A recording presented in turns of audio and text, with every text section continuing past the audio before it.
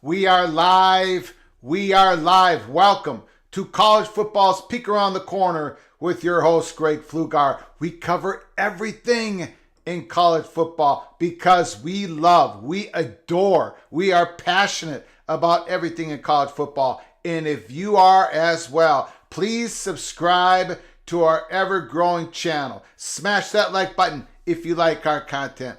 Share the video with your family and friends, your significant other, your cat and your dog, your psychiatrist, your priest. Share the video. Welcome into the house that sits on the corner of Keith Jackson Parkway and Kirk Gowdy Avenue. Welcome in. Don't be afraid. You know how this works. We do our monologue, we go through your comments, and then we take your phone calls at 763-260-1333. The phone lines are not open yet. I always get calls coming in right when the show starts. But the lines are not open yet. I will let you know when they're open. Welcome in on this Sunday afternoon. I know many of you are spending time with your family, your friends. But I thought we should do a show.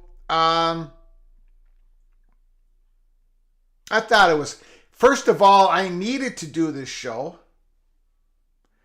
because I'm wallowing in depression, Gopher depression, as Gopher men's hockey team loses another championship game. We haven't won the national title in 20 years. We lose it in overtime, 10 seconds in overtime. The Gophers get outshot in the last two periods, 26-8. We go into a shell. We shorten our lines. We don't play the fourth line in the last two periods and barely played the third line. We went into a complete shell. And yes, I am bitter. Yes, I am depressed. And therefore, we're doing a live show today. We're not going to be talking about college hockey. Thank goodness. This is a national college football channel. But I just had to get that out. The depression in the state of Minnesota, The sports depression is real. Just now, right before we came on live, Rudy Gobert of the Minnesota Timberwolves on the bench throws a punch at his teammate Kyle Anderson. They sent Rudy Gobert home. The last game of the season. They're playing for a better spot in the play-in games, and we got Rudy Gobert, who we gave up 5 first-round picks, throwing a punch at a teammate. Anyways, thank goodness, once again, this is a college football channel. We got a couple stories to get to. You're probably wondering why I titled the show today how I titled it. We'll get to that. I put up that quote many times over the years on Twitter. And I think there's a lot of meaning in today's show. First of all, let's get to our sponsor. Thanks for y'all coming in. Bruce Harris, Lewis Pop, Toon Mazda, Red Legs, David Kreitzer, Randy Taylor. Thanks for all coming in. I appreciate it. Luis Carlos Diaz, KW, KSU. Thanks for everybody coming in. Let's get to our sponsor of today's show. Welcome to Blue Ridge Coffee Crafters. We invite you to discover the Blue Ridge Coffee Crafters difference. Clean hot air, roasted coffee produces a smoother, a richer, a healthier coffee that is less bitter and less acidic. No doubt about that. This is so smooth, less acidic. Our hot air roasted coffee uses convection heat to loft the beans for a very even heat transfer. The clean, bright taste that people rave about is achieved by roasting the bean quickly and evenly while suspended on a bed of hot air. From craft to cup, hand-picked coffee beans, the smoothest coffee the Little General has ever had, and myself. Go to the link provided in the description box. Give it a try. And if you want to support this channel while you're ordering your bags of coffee, just put PATC in the comment section. We thank you so very much, but give this coffee a try. You will come back again and again and again. Okay.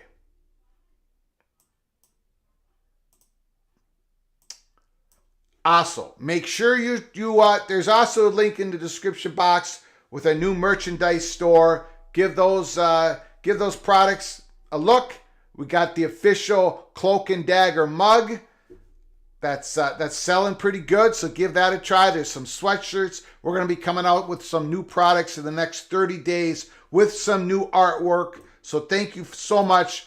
Things are selling. I appreciate it so much to the PATC community. There it is, the merchandise store. There's some objects and some products in there you might be interested. And again, as we go through today's show, you remember,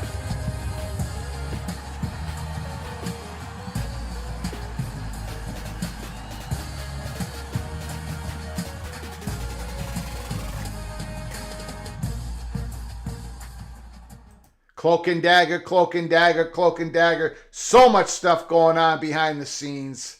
Ryan Parker, nice to see you. Curtis, Greg, please mention the bag sale for only $12.99 per day. Per bag, yes, only $12.99. The highest quality you ever get. Please hit that link in the description box. Give it a try. If you give it a try, you will be hooked. Okay. Let's get to a couple things here. First of all, there was an article that came out this afternoon, Sunday. I think a lot of people are not aware of. Saturday out west.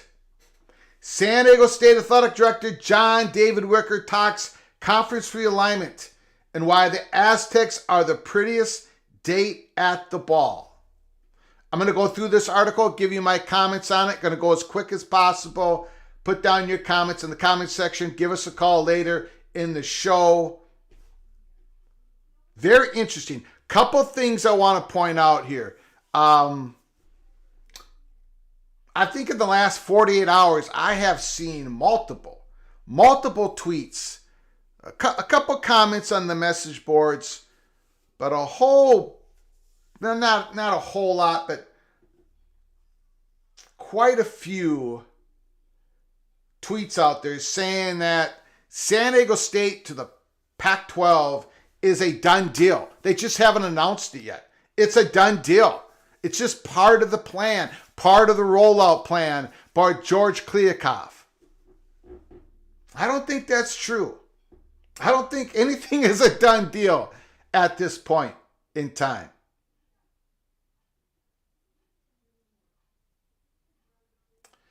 I don't think anything has been settled. So let's go through this article here. John Gold, Saturday Out West. While in Houston for the Final Four, I sat down with San Diego State's athletic director, John David Wicker, about the state of the program, conference realignment, the Pac-12 rumors, and what makes the Aztecs one of the most attractive realignment and expansion candidates in all of college sports. This is the questions now from John Gold, Saturday Out West. What is it like to be in the eye of the hurricane with all the conference realignment? John David Wicker. The big thing is you don't believe anything that's written because it might have some truth to it, but it doesn't have complete truth to it. We have conversations with a lot of different people. Athletic directors, conference level people across the country to understand what's going on, what's in their world. I think the big thing right now is the Pac-12 has to figure out their media deal, and then there's next steps beyond that. That's the first page of the article. Now, first of all, we're not going to be going through the whole article. If you want to do that, there's a link provided. You can read the whole thing. As it is, we're going to be going through a lot of it. This is going to take some time, so hang with us here at Peek Around the Corner. But this came out today, fellas, ladies, gentlemen. This is the athletic director saying this. I think the big thing right now is the Pac-12 has to figure out their media deal. They have to figure it out. It's not done yet. They don't have it figured out. Then there's next steps beyond that. Once you get it figured out, then the talks get real serious. So, again, another indication, and that's not the only indication in this article. This is just the first page. This is not the only indication in the article that the athletic director is telling you there's no done deal. Yes, our president is talking very optimistic that we're going to get to a Power 5 conference. We're going to be able to jump over the wall. Here at Peek Around the Corner on episode number 4, way back in August of 2022, episode 4 of our channel, we said this is the perfect storm for San Diego State to finally breach the wall, to get over the wall and get into a Power 5 conference. But right now, the athletic director, look, the big thing right now is Pac-12 has to figure out their media deal. And then there's this next steps beyond that.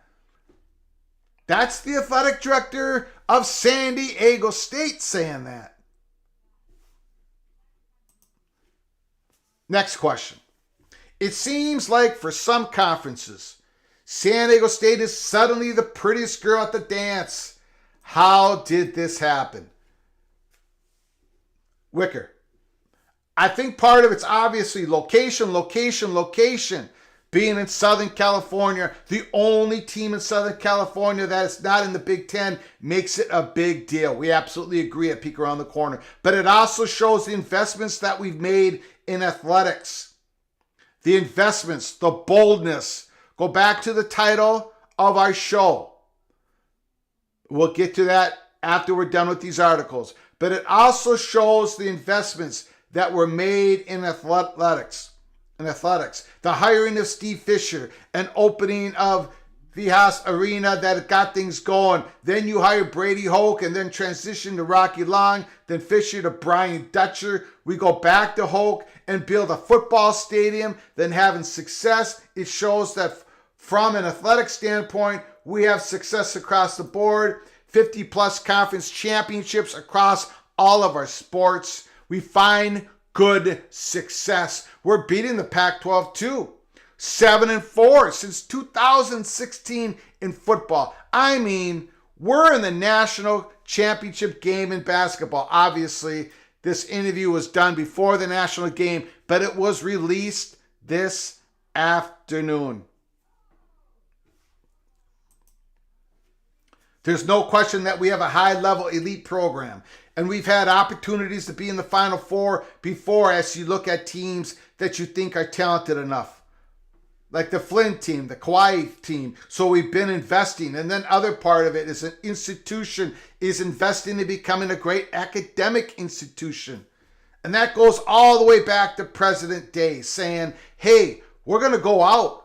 We're going to have research at San Diego State. Going all out, leaving the harbor, going into the choppy waters. That's what San Diego State has been doing for years. Back to the article. And that research program, research portfolio has grown into a 100,000 plus applications. You're getting really quality students at the institutions as well. So all of that combined is the efforts that internally all these people, this village of people, have put together to raise us to a level where that, along with location, makes us a very attractive school that people would want to associate with. Remind me, again, this is John Gold asking the questions to Athletic Director Wicker of San Diego State. Remind me to tell you my GPA that I had to get into San Diego State. So which came first, the investments or the results, which led to investments? Yeah, it's honestly some of both.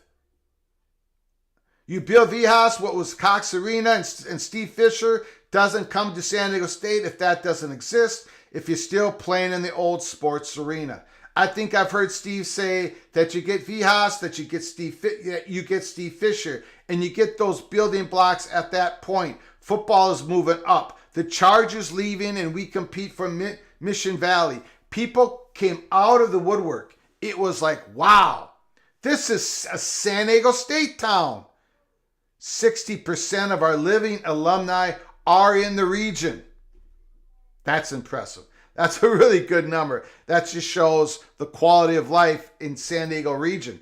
So you look at that and we get the stadium done. So now as you look at the chicken or the egg, where does that all fall into? The stadium is going to be the next step. Now we can go look at any Power 5 conference and say, we're investing in football, which is as important as they look at football is the revenue driver from a television standpoint. So we've got elite level basketball, and now we have arguably, I am biased, but seat for seat, we have the best stadium in the country, pro or college. And it's because we're in San Diego. That helps a lot. And plus the stadium that we build, taking advantage of the weather, great social spaces outside. Our premium spaces are amazing. Just everything we did to design it with the thought of not only Aztec football, but all the other events that you can do in that football stadium, Snapdragon. And how do I get the community into our stadium every opportunity so that they can grow an affinity to us? San Diego State as well, whoever else may be there. It's San Diego State that's doing it. Another question. You mentioned something that I hadn't thought of. The Chargers leaving and its impact on San Diego State football. Was there a void to fill? And did you fill it? And was that something around which the department strategized? Wicker answers. Well, there are pro football fans and there are college football fans, but how do we bridge that? We had some success with seeing a little bit of a bump, but it was such a horrible place to go watch a football game. I mean, it was just Qualcomm was awful. So you could create no fan experience. But them leaving opened the door to Mission Valley. And so now all of a sudden we've got an opportunity to buy Mission Valley. We completed by the Mission Valley. We completed for it, obviously. We win, we work with the city, but now we're not only building a football stadium, a soccer stadium, a concert venue, a dirt show venue, all these different things. We're now expanding our campus. So we're going to have this 1.6 million square feet of innovation district, all this housing that's going to be there. So them leaving opened up this massive opportunity to not only grow the athletic department, but to grow the entire institution and to allow us to wrap our arms more around the city of San Diego and the community. Question from John Gold at Saturday Out West.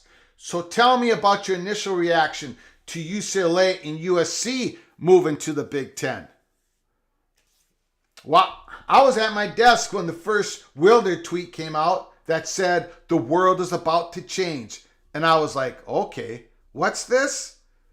Then whatever it was, an hour or two later, the second Wilder tweet comes out that USC and UCLA to the Big Ten. I joked with people, but I'm half serious. Before the first tweet, it was like, you know, JD, it's amazing what you all are accomplishing. You've got this stadium opening. Football's good. Basketball's good.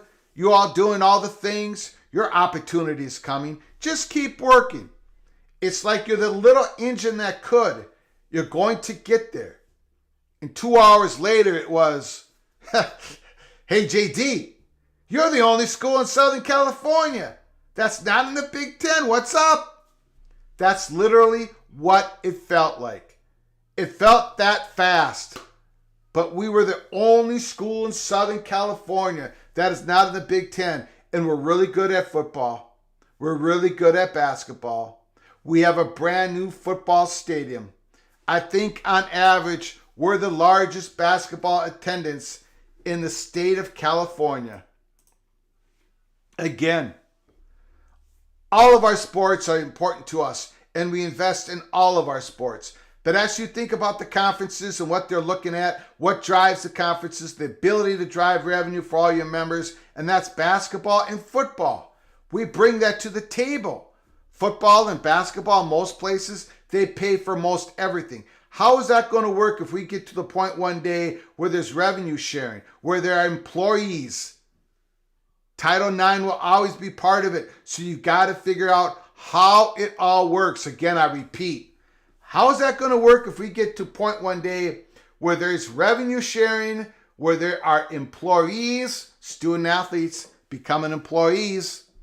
You got to figure out how all that works. Back to the article. That's why I love college athletics. I love the fact that you start in the fall with football, volleyball, both soccer and cross country, then move into the winter with basketballs and swim and dive. Then you move into the spring with all your spring sports. And it's meaningful that we're giving the San Diego State's 450 to 500 student athletes the opportunity to compete and to go to school at great academic institution. And some of them were paying all of their expense. Some of them were paying some of their expenses, but we're still wrapping that around with academics, athletic medicine, and all the support that they need, mental health, and all the things they need to be successful. And finally, the money shot of this article. Okay, I'll shoot you my shot. Have you had conversations with the Pac-12 yet? This is Wicker's answers. I'll just leave it at, we've had discussions with a lot of folks, both conference level athletic directors across a variety of different conferences. Different conferences. Once again, he gives you an indication. Of course they're talking with the Pac-12. Of course they're talking with the Big 12.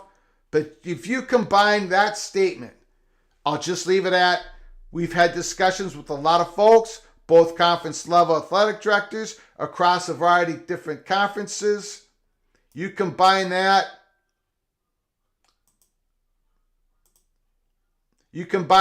with this statement.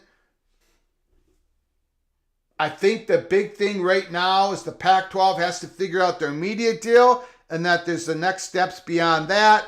I think all that is a big indication that a deal is not done yet between San Diego State and the Pac-12.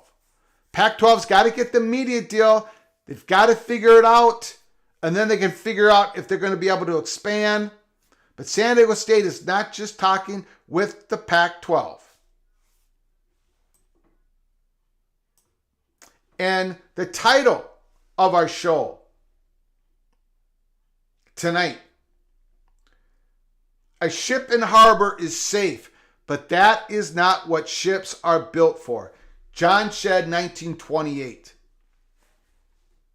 Both articles of today reminded me of this quote, of this statement. A ship in harbor is safe, but that's not what ships are built for. San Diego State has not been keeping their ship in the harbor. They have been going out, investing in football, investing in facilities, investing in their basketball program and their academics, becoming more of a research university. They've been doing this for years. And it's just a reminder. Once again, it's a reminder of how far San Diego State has come. Now, they don't have the official deal done with the Pac-12. They definitely don't have an official deal with the Big 12 or anybody else, but they have put themselves in the best position as possible because they went out there. They did not just keep their ship in the harbor. And that is not the only article that I saw today that reminded me of this quote. John Canzano puts out an article today. And it also reminded me of Mr. Shedd's quote of 1928. Again, I don't go through the whole article, but I do provide a link in the description box and you can read the whole thing. John Canzano. Conferences and players plot as landscape shifts, transfer portal, coaching hires, and expansion. As I reported earlier this week, this is Canzano, the Pac-12 isn't expected to finalize its media deal this month. It could be May or even June before there's a resolution past the beer nuts. Okay? Well, that's different than what has been reporting for the last 6 months. Oftentimes, Canzano said the deal is 2 or 3 weeks away. You should expect something circa March 21st. But now the report's out that could be May or even June before there's a resolution. The Easter eggs have been found. He is risen. A few thoughts for your Sunday. Mountain West Conference Commissioner Gloria Nevarez told me on Saturday that her conference is exploring a number of expansion scenarios. And the Mountain West Conference Commissioner has been saying this for months in multiple different interviews. They got to get ready just in case they lose San Diego State. Canzano goes on to say Fresno State's president has had regular contact with the Big 12 Commissioner Brett Yormark over the last 5 months, campus sources tell me. Boise State could also be an eventual Big 12 target, although I'm told there hasn't been frequent and regular contact. There were also some recent murmurs about possible Big 12 interest in UNLV, but based on my conversations, I don't think it's particularly serious. Again, this article came out this afternoon. Who should the Mountain West Conference be exploring as a potential expansion targets? My mind immediately went to a handful of California-based Big Sky Conference members, such as USC Davis, Cal Poly, and Sacramento State. But I'm told by an industry insider that those options won't easily fly. There could be firm opposition from San Jose State, Nevada, and Fresno State, who all regularly recruit California, per the source. The same insider waved off current Big Sky member Montana as a possible Mountain West Conference target. He said Montana State will stay together. I reached out to Big Sky Conference Commissioner Tom Witschel on Sunday. There's a domino effect playing here. Domino effect. He uses the word domino effect. We're always monitoring the changing landscape of college athletics. Our President's Council discusses various schools and potential movements at every meeting. You have to be ready for anything. It's possible that the Mountain West Conference could lose San Diego State to a Pac-12, Big 12, and decide to stay at 10 full-time members. 11 in football, as Hawaii is football only. But the ultimate play for the Mountain West Conference may be in Texas, i.e. Sam Houston. I don't think Sam Houston is a credible candidate. UTEP, UTSA, etc. Keep in mind, Navarez, the commissioner, used to be the commissioner of the West Coast Conference. She welcomed Gonzaga with open arms if it ever decided it wanted to join the Mountain West. And finally, the money shot of this article, PATC money shot. Anyone else think Big 12 Commissioner Brett Yormark is eventually going to want to... I'm sorry. Anyone else think Big 12 Commissioner Brett Yormark is eventually going to want something to show for all the bluster and talk? And then Casano says, as I reported earlier this week, the Pac-12 isn't expected to finalize its media deal this month. It could be May or June before there's a resolution. So,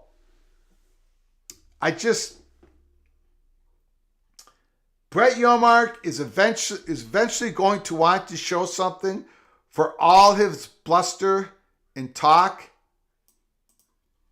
And then the very next thing that Casano writes is, oh, by the way, the Pac-12, they're pushing out again when they're going to get their media rights deal done. The expectations. I mean, the lack of situational awareness there, for me, is absolutely stunning. Bluster, first of all, let's go to the bluster and talk. Because Yormark has already achieved some stuff. I am not, again, I'm going to be accused of being a Big 12 hack, being part of Brett Yormark public relations. I'm none of that. I'm absolutely none of that. But come on, he's already achieved a whole heck of a lot. Are you kidding me? A lot of bluster and talk, but he's got to show something for it.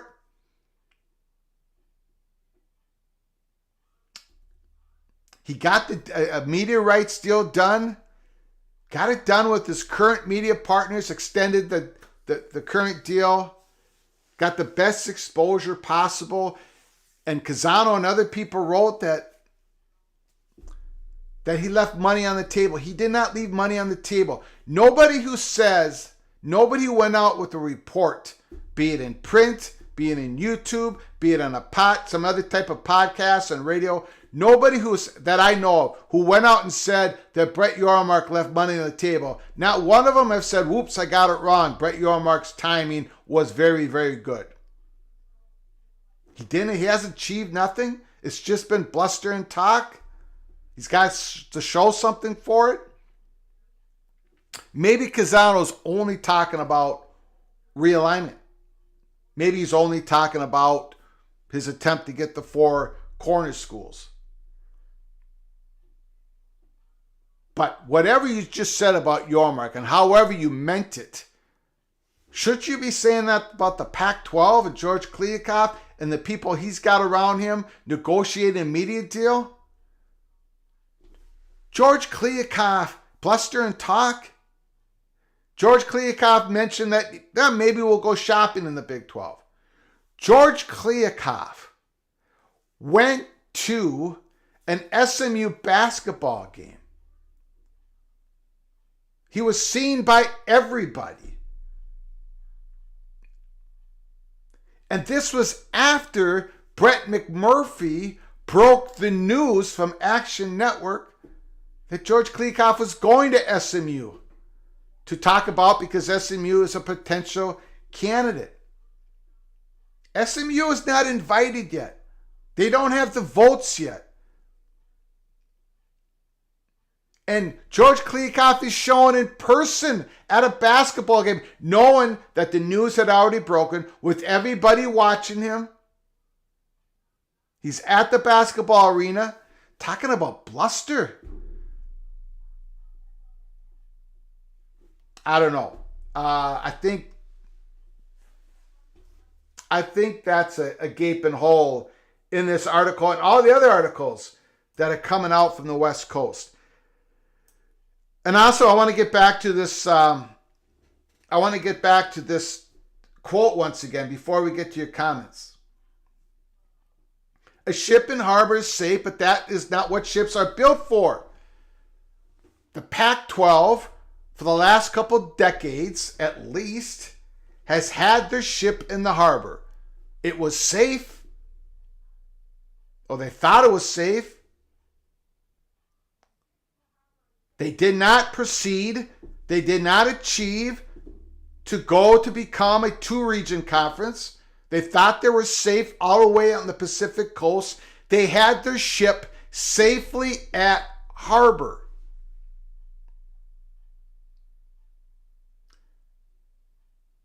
Over and over again, the Pac-12 has had opportunities to expand with some Central Time Zone universities.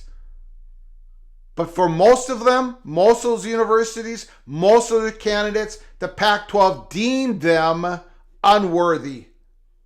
There was a couple exceptions. There was the University of Texas. But when Texas decided they weren't going to go west, the Pac-12 shut their door on possible expansion. They've had other opportunities as well, but they did not want to go out to the Central Time Zone. Schools, universities, cities that just quite weren't up to par with the Pac-12. Their ship was safe at harbor until everything changed.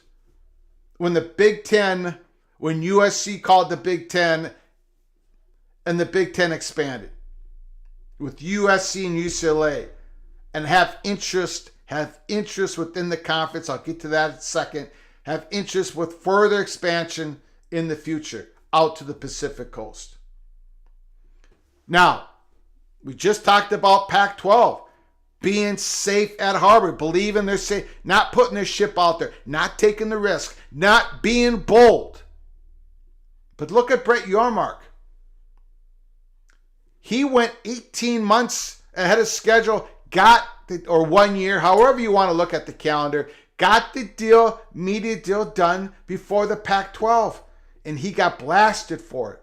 You left money on the table. You shouldn't have done that, Brett Yormark.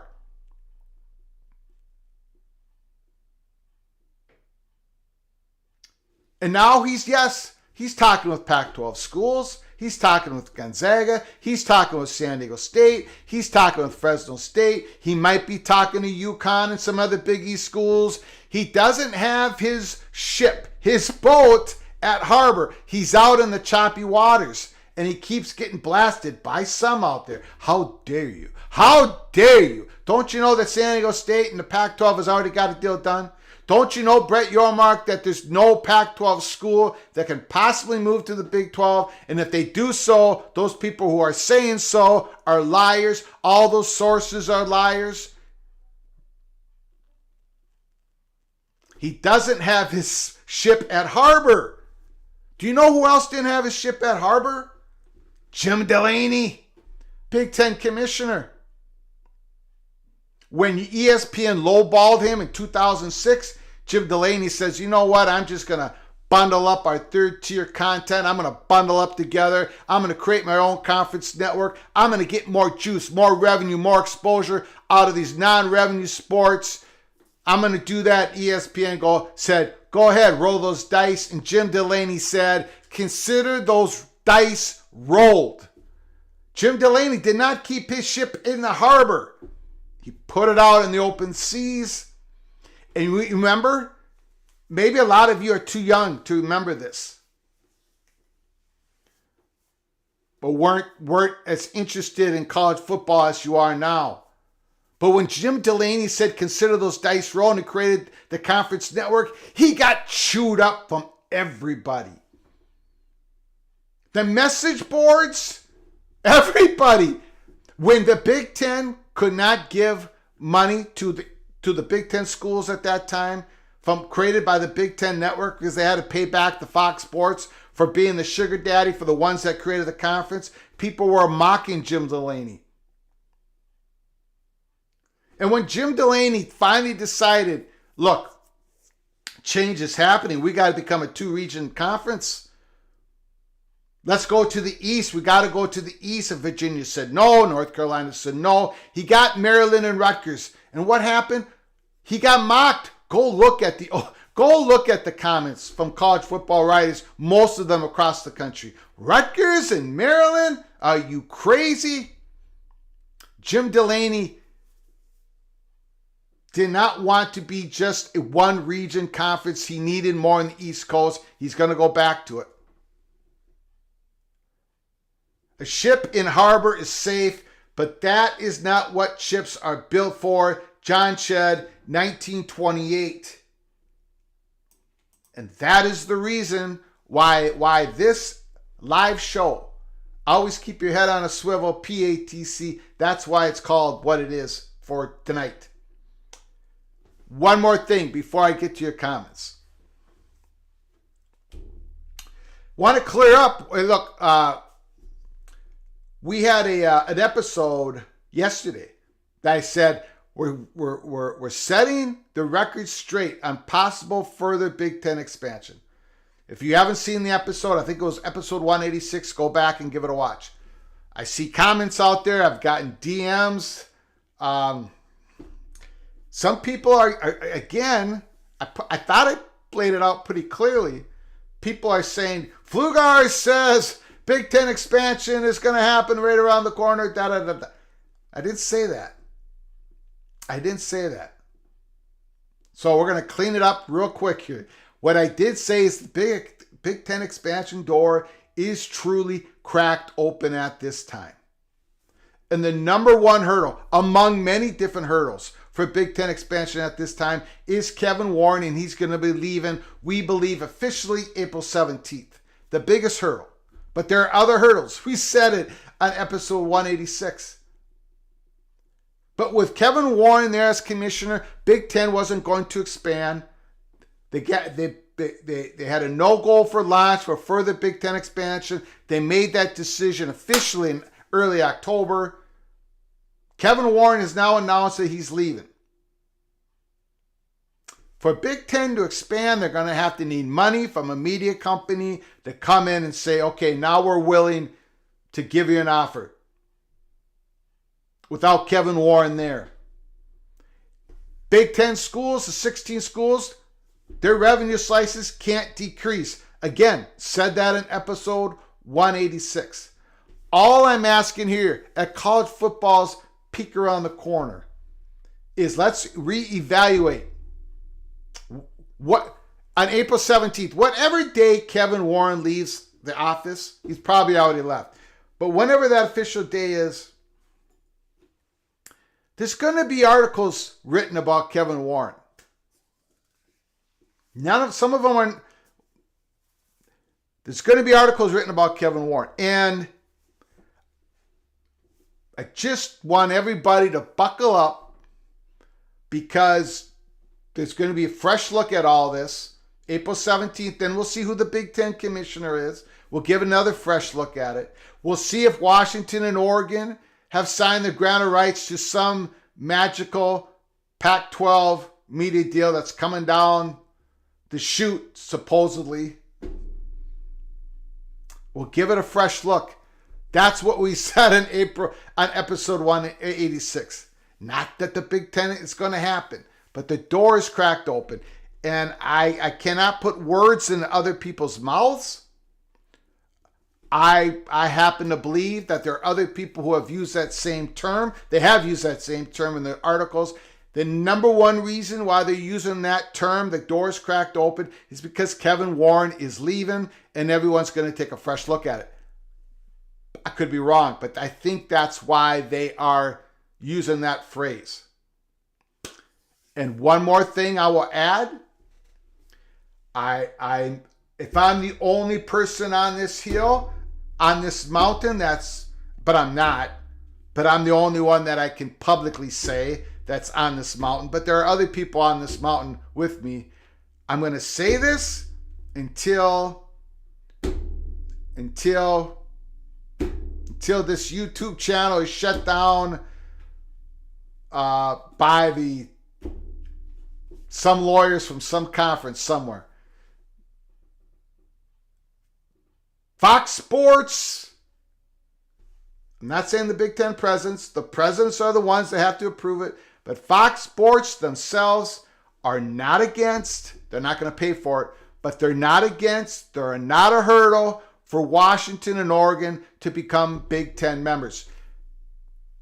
Is Washington and Oregon going to become Big Ten members in 6 or 7 years from now?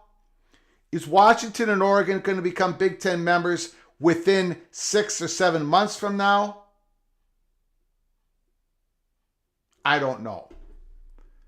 But I would strongly suggest to you all, this is my point, and this is we've been told this, for the Big Ten to push out east in expansion years down the road, for the Big Ten to push out east in expansion years down the road in the Southeast, they're going to have to push out west again.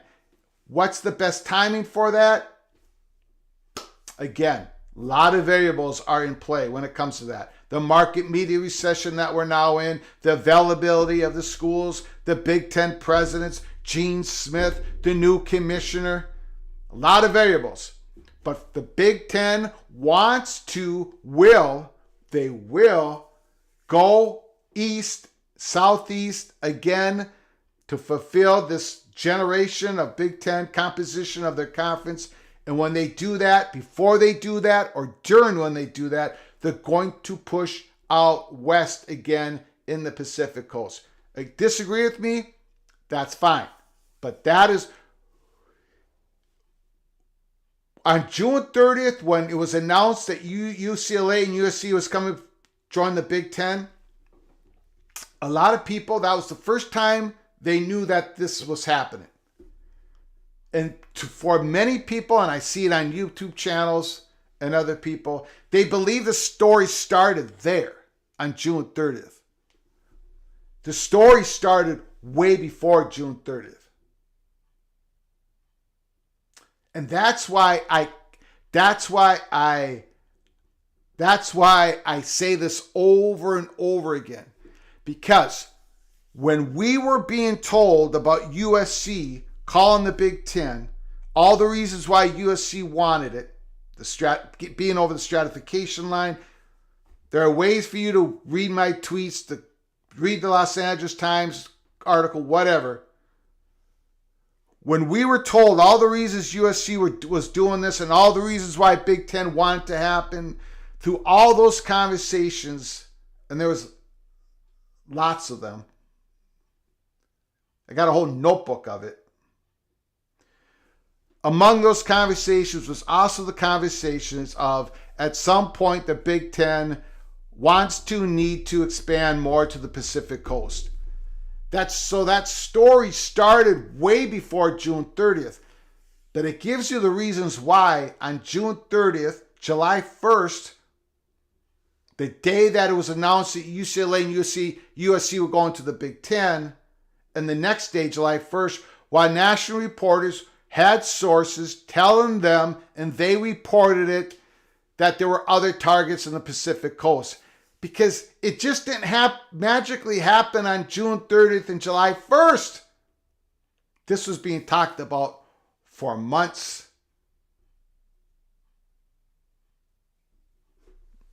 Let's get to your comments. Let's get to your comments, everybody. I'll open up the phone lines. Here we go. Lots of comments. My goodness. Holy smokes. Holy smokes. More ham, anyone? Lewis Pap. Drink responsibly, everyone. Don't want to drop that Easter basket. Gophers will get them next year.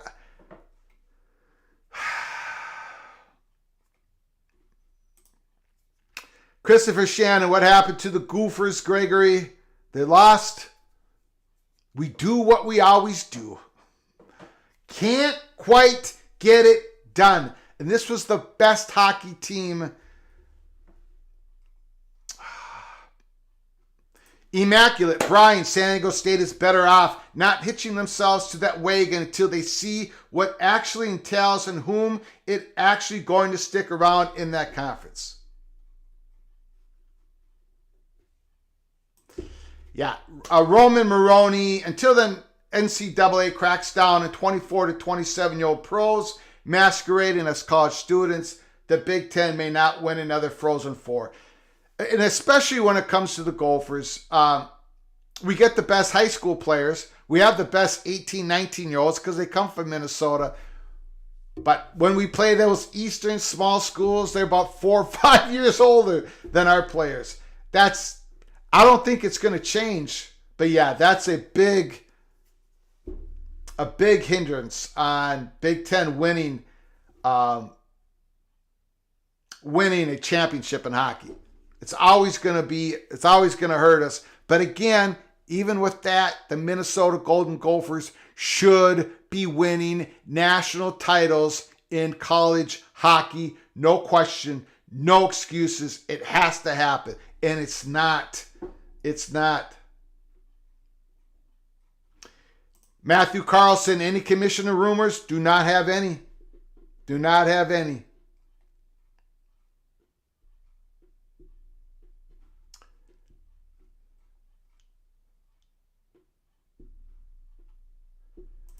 Gary Ford at Ford. Ironically, adding San Diego State makes it more likely that the Four Corners schools leave. Some people have said that. Some people have speculated on that. I know I have. I know our Arizona State Money Perch has, especially when it comes to SMU. Because the thing that's keeping the Pac-12 schools together is commonality. They're large research universities. They are peers. They don't want to leave each other. But if you bring in schools into the conference that are not Pac-12 universities, then the Pac-12 is no longer the Pac-12. Exactly what the Arizona State Money Perch told us, I think in his last letter that we have put out on March 4th. Charts and graphs guys reporting that San Diego State to the Pac has been done for months. I really don't think it's done. I mean, the athletic director of San Diego State just said the Pac-12's got to get the media deal done first. They don't have it done yet. How could you possibly have an agreement with San Diego State when you don't even know what your media deal is going to look like? How can you round up the votes for it? It doesn't make any sense. Now, is San Diego State the number one target? Have they decided on that? Probably yes. This I don't agree with. If San Diego State was Arizona desirable, as this athletic director thinks, the Pac-12 would have invited them long ago. We don't, a peek around the corner, we don't go by that logic. If it would have happened, it would have already happened by now. Things are changing all the time in college sports. The more changes are coming. So that, to me, that type of logic or illogic puts people in a silo and says, well, it hasn't happened, so it's not going to happen. If that was going to happen, it would have happened 10 years ago, so it's not going to happen. Things change constantly in college sports, in college football. Praise the Lord, Greg. Praise you, Mr. Green. Praise the Lord. No question about it. Bob Husley. No future Big Ten expansion without a new commissioner. Joe Burke I want my Aztecs in the Big 12 to steal the Pac-12's thunder. We can't stand Southern California. Or UCLA. I'm seeing new names coming up in the chat room. Appreciate you so much. Make sure you subscribe to our channel. We can pop up at any time with a live show like we just did on Sunday, Easter afternoon. We can pop up with a new episode so you can get notified if you are subscribed to the channel. If you want to donate to our channel, hit the $. We'll put up your comment immediately. We don't do YouTube memberships here at Peek Around the Corner. We don't think that would ever work for us. We cannot put our information into different tiers to sell to y'all. When we have something, we just put it out. When we can share something, we just put it out here at Peek Around the Corner. So we rely on the donations, the $. So if you want to donate to our channel, hit that $, put a comment in. But we also would like for you to smash that like button because it helps with the algorithms so very much. Christopher Shannon says Notre Dame will never join the Big Ten. Blake, San Diego State can't fill their small stadium. I bet their TV numbers are extremely low as well. I think San Diego State's attendant numbers are going to keep going up. I think their average was about 29,000 and a half. If they play in the Pac-12, if they play in the Big 12, they're going to be filling up that 35,000 seat stadium. And of course, their numbers will pick up. But San Diego State, really the only prime candidate, in Southern California in that market that's not in the Big Ten. There's no question about it that they're the top G5 school, institution, front porch. They're knocking on the door. I think they're going to get over the wall. Monovision, no future. Big Ten commissioner who doesn't secure Notre Dame. Time zones mattered. Further Big Ten expansion. Absolutely. I don't think that's resonating with many people. So I've given up on Twitter, not on this show. On Twitter, I've just given up talking about it.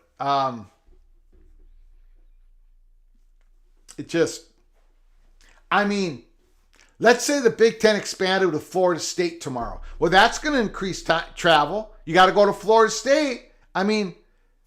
It's the time zone. It's having those UCLA and USC student athletes play more games in their time zone. And again, I hear stuff on YouTube channels and articles saying, well, if you added Oregon and Washington, there'd be 2 West Coast trips for each school of the other schools. No, there wouldn't be. I don't quite understand that either. Someone explain it to me. No, there would. Go through the sports. In football, you could easily schedule where each school in the Big Ten only has 1 West Coast trip a year. And in baseball, you're going to have Oregon, Washington, UCLA, and USC play each other way more. Regional pods, right? For non-revenue sports. Basketball, you're going to have those 4 schools play home and away. So now each of those schools only have 7 home games left, right? After they play each other, 20-game conference. They're playing each other 6. That's 14, 7-7, 7-7, 7-7. That's 28 home games for those 4 schools. You have the other 14 schools have their 1 West Coast trip, double up those games, play it on a two times in 4 days. However those Big Ten basketball schedules work. There is not, it works because there's so many people talking about it. You do not have to have more than 1 West Coast trip in any sport if you added Oregon and Washington. It only builds up options if you add those 2 schools. And again, back to what Sean Eaton says, time zones. It's, one of the biggest reasons why Texas You know what? I'm not even going to go down that rabbit hole. Not going to do it. Not going to do it. Thanks for that comment, Sean. Joe Burke. San Diego State can and will fill their stadium. I got no doubts about it. No doubts about it. Tumasta coming in with an elbow. Coming in like Rudy Gobert throwing a punch at his teammate Snapdragon. More like Empty Dragon. Oh, come on, Master. Come on.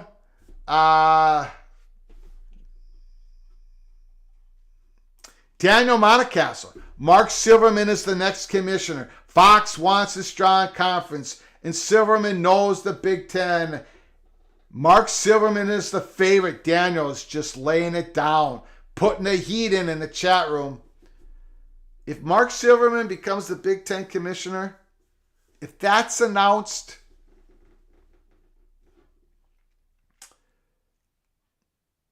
well, no matter who the new Big Ten commissioner is going to be, we're going to be doing a live show immediately. But if it's Mark Silverman, we'll be doing a live show immediately. And I think that it's going to get a little crazy here at Peek Around the Corner. So I'm giving you a little warning. If it's actually Mark Silverman, that is the new commissioner, I'm giving you just a little bit of warning. Things are going to get a little crazy. We're going to be doing a very, very long show on it. Okay? Mr. Montecastle, Mr. Hoosier, bringing in the heat. Timothy James, thanks for your super chat. I appreciate you, good sir. Thank you for your very kind contribution. I know both the Big Ten and the SEC would want Florida State. Do you have any sense from your sources about which conference Florida State would lean towards? No, I do not. Don't have that information. They're wanted by both. And however that comes about,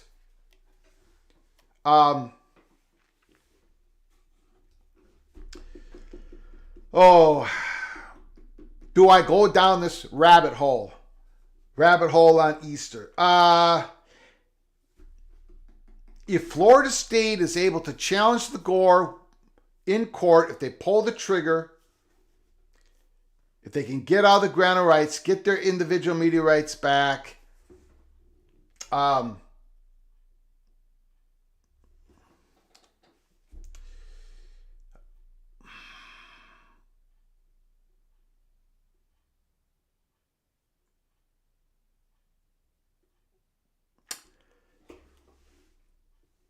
I don't know the answer to your question, Timothy, but if I was laying odds, let's go back. If I was laying odds on where Florida State's going to end up, because Timothy, let me put it this way. I think there's about 5% chance Florida State continues to be an ACC school past 2036. I give it about a 10% chance they're an ACC school past 2030. I don't think Florida State, this is it. Florida State's going to be SEC or the Big Ten. But I don't have any information on who they lean to. I can speculate, but I don't know. We don't have that information. Our Florida State money perch, not really discussing that. Don't know if he even knows. Don't know if he has a lean to it. He's talking to us, and we're, BTM and his associates, well, his associates are scattered all over the place, but BTM, I better not say anything more on that. But he's talking to us. I don't think he has a lean, but he's just talking about the options, Florida State pulling the trigger, giving us the reasons why. But I don't have an answer to that question. Thank you so much for the super chat, but I apologize. Don't know. Do not know. Lewis Papp, I wouldn't mind Silverman. Two Master, Beeves build the dam. Hold the line, Pac-12 will survive.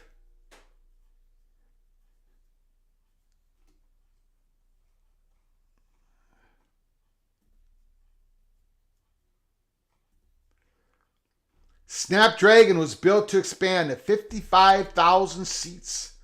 Interesting. Thanks for that information, Moses. Joe Burke, San Diego State is a top 10 in applications with 100,000 in the whole United States last year. Robert Perez, Fresno State is going to be a Big 12 school. Lee, sorry, Greg, got to go. Good show. Thank you for joining us. Nathan Brown says there's no chance Fresno State joins the Big 12. I think there's a little bit of a chance. Just a little bit of a chance. They have to have the dominoes fall just perfectly. Sean, if Mark Silverman is hired, the Big Ten expansion door will be kicked wide open. Get ready. Is there some steam? I know Mr. Montecastle believes Mark Silverman. Is there any steam? Is there any articles out there? Let me know. Keep me updated. We haven't heard a word. And we did not hear anything when they announced Kevin Warren was the Big Ten commissioner. We had no intel. Either way, no names, no nothing. Same thing here. We're just not going to get that information. Not from the people who we talk to. Flugart, whatever that is. Anons. Scott Messbarger, thanks for coming in. I appreciate it. No question about it. Swarbrick already complained about the challenges of Olympic sports with the current ACC setup. Absolutely correct, Scott. Thanks for coming in.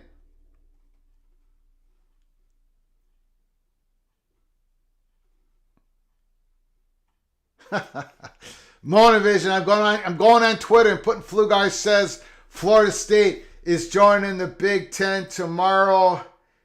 You guys are killing me.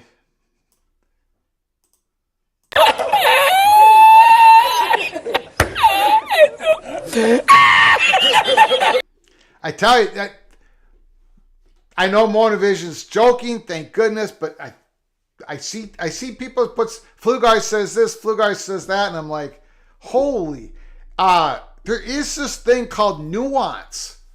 That's why we opened up this YouTube channel. There's a lot of nuance to this stuff. You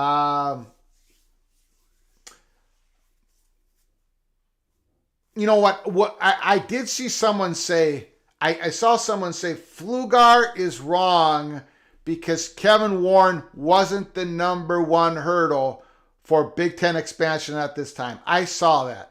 And I said, thank you. To myself, I said, thank you. This person disagreed with me. He disagreed with the information I've been received, and that is fine. But he did not misrepresent what I said. So in my heart, I was like, oh, thank you so much. Thank you so much for comprehending the information that we're trying to put out there. Opie, thank you so much for the incredible, generous super chat. Holy smokes. Thank you, Opie. Appreciate it. To keep the light switch on, thank you. We're going to call it the Opie light switch here pretty soon. So we can keep hiding the host foundation continually running for the part 3 December 26th show. I think I'm CND drinking from the PAT. See, cup of joy, too much.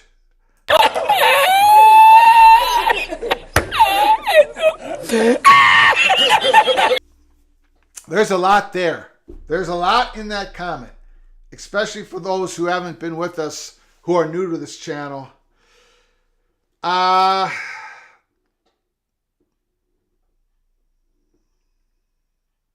Yeah, I'm not going to go down that rabbit hole either. Thank you, Opie, so much for your continuous, extremely generous donations to this channel. Appreciate it. Cloak and Dagger, Florida State, that whole situation is filled up to the brim with Cloak and Dagger.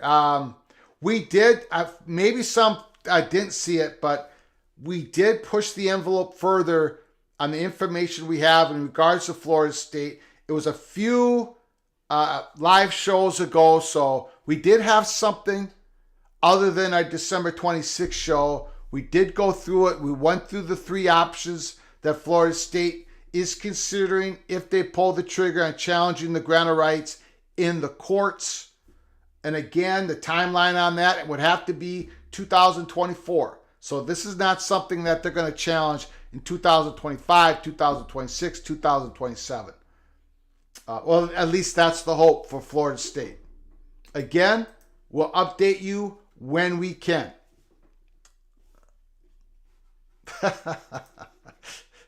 PSU, nitwit, Pflugar's never wrong from all Penn State fans. God.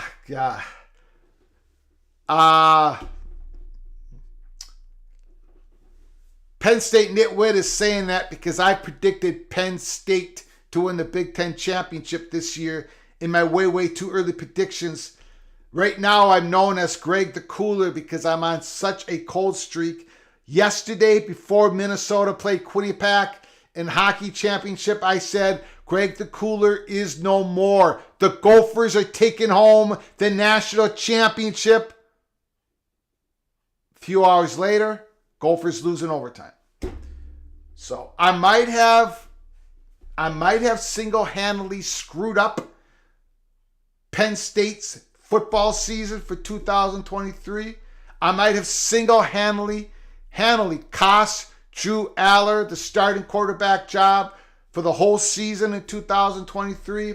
I might have cost Nicholas Singleton, the great sophomore, this year's sophomore running back for the Nittany Lions. I might have cost him an opportunity to win the Heisman Trophy, on and on and on. So PSU Nitwit is saying Pflugar is never wrong. He's just hoping, he's praying that I'm right about this. So am I.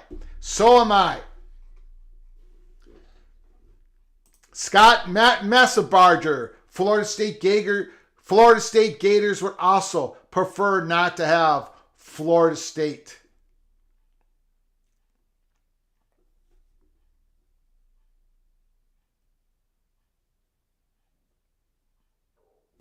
Ryan Thomas, but would the SEC let the Big Ten place 2 flags on Florida? My guess, it tells Florida to shut up like it told A&M. That's my guess as well. I don't think when the top assets, the top schools in the ACC are poached from the SEC and the Big Ten, and we firmly believe that's going to happen here at Peek Around the Corner years down the line. I don't think I would think the SEC would take either Miami or Florida or Florida State, and the Big Ten's going to take the other. There are going to be some schools available no matter what the SEC does. If they eat first, there's still going to be something there for the Big Ten to take, and they will take it. That's their plan. That's their goal. And that's why we keep saying that Peek Around the Corner, Big Ten's going to go east. They're probably going to go west again before they go east again.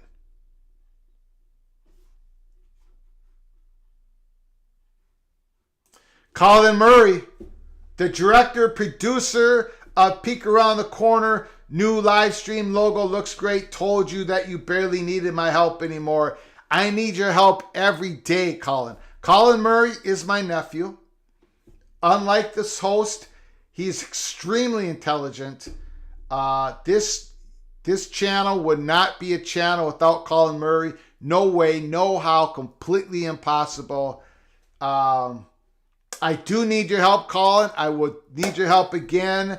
We will get you dinner again, your favorite food again. That is your payment. Thank you, Colin. The new live stream logo does look great. The only way it's working, Colin, because I just copied your title screen properties, made a live stream title screen, and it just so happens the speech bubble was just placed perfectly. I did not do any of that. That was all your work. I just copied your work, renamed it. But thanks, Colin, for all your help. Appreciate it. Hooray to Colin, no doubt about it. Would not be a YouTube channel without Colin Murray. Impossible. And without the little general, without the moderator who rules with an iron fist, without the little general, Mireya Hernandez, Garcia, Pflugar, and Colin Murray, there is no channel. Okay, let's open up the phone lines here. Gotta open the phone lines.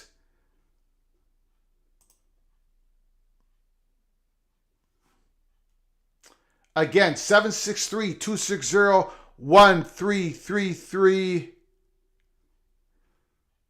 Phone lines are open. Couple articles that came out today. Saturday Out West, talking about San Diego State being the prettiest girl out there for further expansion with G5 candidates and John Casano. Call from Ryan Thomas. Ryan Thomas, the floor is yours. Thanks for calling, good sir. Appreciate it. Well, first of all, happy Easter to everybody out there. I hope everyone's having a good Sunday, and I'll give you a chance to enjoy time with family. I saw that Canzano article too, Greg, and I can't help but chuckle. It seems like he's been the one with all the bluster over the past 6 or 7 months. Yeah. Certainly, the only time I've heard Brett Yormark talk about getting anybody in expansion publicly is Gonzaga. Yes, that's the only school he has named publicly. You're absolutely correct. Thank you for bringing that up. I forgot to say that. Thank you so much. And I mean, I think it's just sort of funny because I think right now the Fresno State Big 12 thing is probably a little bit more overblown than it is. Have they had a phone call or two? Probably. Sure. But people have to remember that the Fresno State president is trying to get a ballot measure passed to get more funding for the school's athletics. So, I mean, he's going to do everything he can to make that look like that's a legitimate possibility to garner support for that. There's a political element to that. Yeah. And, I certainly think it said more of a backhanded compliment by Canzano. And it's just sort of interesting because I've never seen any level of immaturity greater than his. And, I mean, Wilner's been professional about it. I think he still has some blind spots. But, Canzano, I don't think – I certainly do believe that Canzano does have sources with Washington State and Oregon State. Mm-hmm. But the issue that I take with him is I think he blindly believes everything he tells them, that they tell him. And I don't think he's being an objective journalist and pushing back with hard-hitting questions. I think he's just sort of, it's sort of, a bias that he allows his journalistic, credibility to be clouded by. And, it's clear the Pac does not have a deal. And they don't have a deal, and they're not going to get a deal because I think ESPN and Fox and whoever else is out there, they've provided their projections and their numbers to the Pac-12. And I think right now there may be, I think the real issue is trying to find some combination that gets them the most amount of money and exposure. But the thing is I think at this point it's pretty much decided what their value is. And I don't think it's going to change in the next 6 months. So the question is, what do Washington and Oregon do? I don't know if they're, I just don't know if we get to June and nothing's in place, which is entirely possible. If this gets pushed back again, I mean, it's interesting. My thought is, and my sneaking suspicion is I think that the Big Ten does have at least two more Pac-12 schools in mind in its grand master plan. I don't know which two those are. I don't know how that interacts between the research consortium of the Big Ten and what they want there, or the academic prestige, or the athletic competition. I don't know, but I do think that there's at least two spots that they will. I think if nothing happens, I think the Big Ten, knowing that they can get those schools in a discount, will take, likely Washington in either Oregon or Stanford. Now, I mean, if Stanford still has its if they still have an archaic view on student athletes and issues like that, but I think Oregon's a slam dunk, and it makes sense for Oregon to be the second pick, and they should be, and they deserve to be. And, I mean, they certainly would bring a lot more to the table than Stanford, but I don't know with these university presidents. And it's interesting, but I think that that's what's going to likely happen if there's no movement at all from on the TV deal.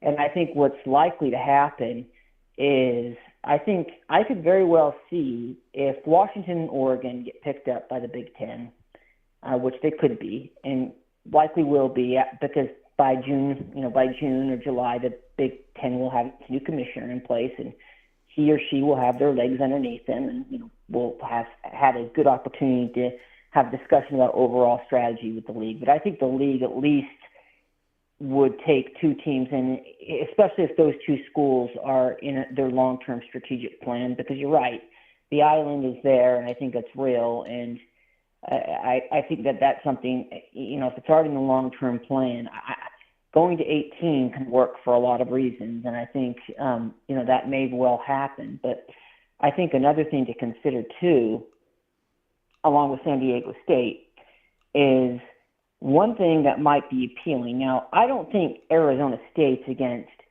San Diego State. I think that the issue is it's just if the Pac-10 is no longer, or 12 is no longer to be recognizable as what it is. I think Arizona State's view is, well, why stay here at all? Why not just go where there's better competition? So I could literally see a scenario where you have San Diego State, Arizona, ASU, and Colorado going to the Big 12. And in that scenario, that Southern California area makes the alumni for CU and also Arizona State and Arizona and all the recruiting, that makes them happy. And I think that very well could happen.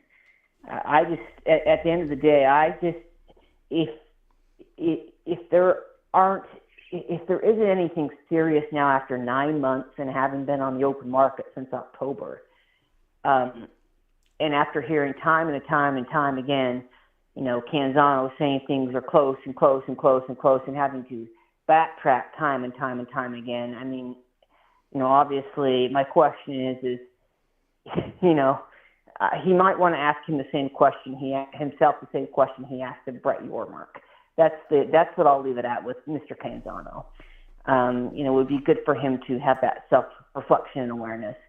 But like I said, I think that this thing is probably going to reach some sort of conclusion by June, and I don't think the league is going to stay together. I just don't think it's going to happen. There's too many competing interests, and I think the Big Ten, when they have their new commissioner come in, they're going to basically say, hey, this is our long-term strategic plan of what we sort of want to go after. We at least want two more Pac-12 schools, maybe not 4, but at least 2. So let's grab them right now and get them at a discount, and maybe you can find someone that can pay the freight, and we'll move with it.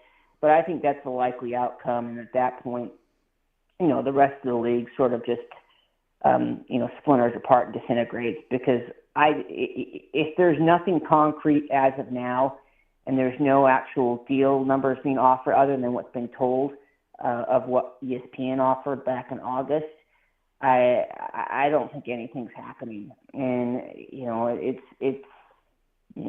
that's the reality of the situation. But have a great Sunday, Greg. Thanks for the show. I love everything. Make sure Little General keeps those spirals tight, and she hang on to that hot dog, Greg. Got it. Thank you. Appreciate it. Right, bye.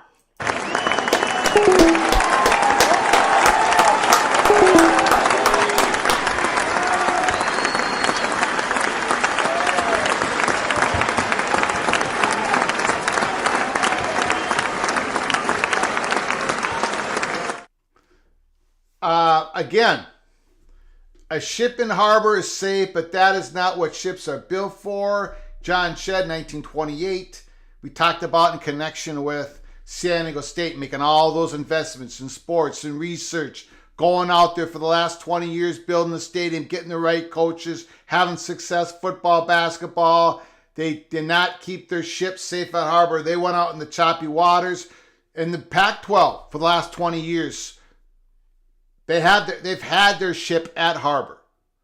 And it's not really safe there.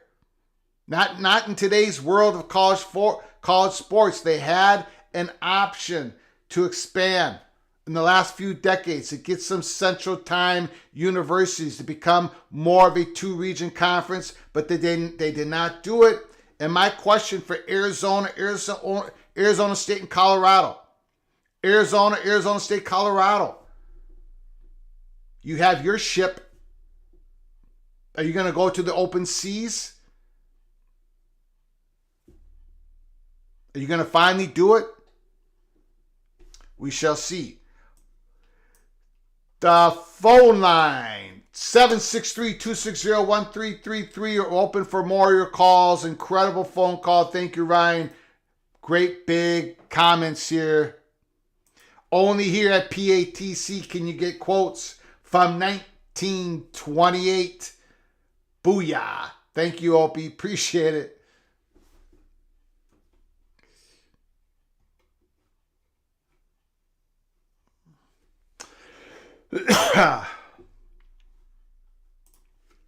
Curtis T316. George Kliavkoff is just kicking the can down the road. He knows he has no deal on the horizon to save him and the Pac-12.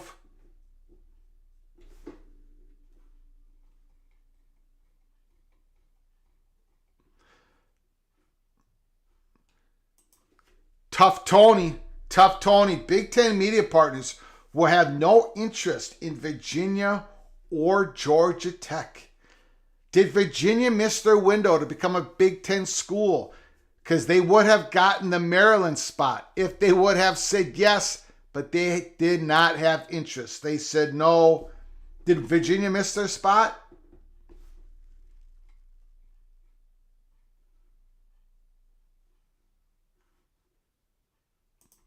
With Arizona State wanting to get back and playing for the Big Ten for hockey like they did in 2021, maybe that's their way. Arizona State thinks they become full-time members in the Big Ten. I do not think that's the avenue. I think that's a separate. I think that's a separate component to all of this. The hockey, maybe by the slimmest of margins, does Arizona State having Division I hockey improve their value for a Big Ten entry some years down the road? Maybe, possibly. I just think those are separate components. I do know that in episode 52, now we just did episode 186 yesterday. In episode 52, months and months ago, we talked about an Oregon money perch talking to us saying that Oregon, when they had those preliminary talks with the Big Ten, they basically said, hey, we'll do anything. We'll do anything to get an invitation. We'll even stretch the bandwidth of our sponsored sports. And we'll even invest. We'll have boosters investing in a Division I Oregon Duck hockey program, men's and women. That was thrown out there to the Big Ten. We reported that episode 52. We stand by that. We absolutely stand by that. That was months ago. Oregon's not playing. They're going to keep swinging. This was before, that episode 52 was before the October decision of Big Ten saying we're not going to expand at this time. And episode 52 was a couple months before that, or at least 1 month before that. And in that episode, the Oregon Money Perch said, and if we don't get in, we're going to keep swinging. So they're swinging. Washington is swinging. Fox Sports wouldn't have any problems with it. But there are other hurdles. The biggest one's leaving April 17th. But there's other hurdles. Those Big Ten schools, they cannot see a reduction in the revenue pie. They have to be pretty confident that the expansion, college football expansion 2026, will include more at-large schools, large teams. The number has to grow from 6 to 8 or 6 to 12 or 6 to 10. And there are other hurdles. Of course, someone has to pay the freight. some media company. But that big hurdle of Kevin Warren leaving, and that's what I was trying to emphasize, because that has not been emphasized out there. The biggest hurdle, not the only one, the biggest hurdle was Kevin Warren. There was not going to be any more expansion with Kevin Warren as commissioner. The relationship between the presidents and the commissioner's office was not good.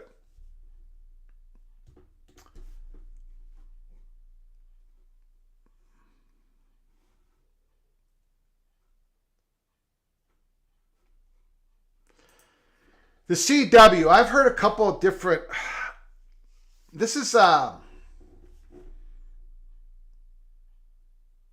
I've heard a couple different takes on the CW, conflicting takes.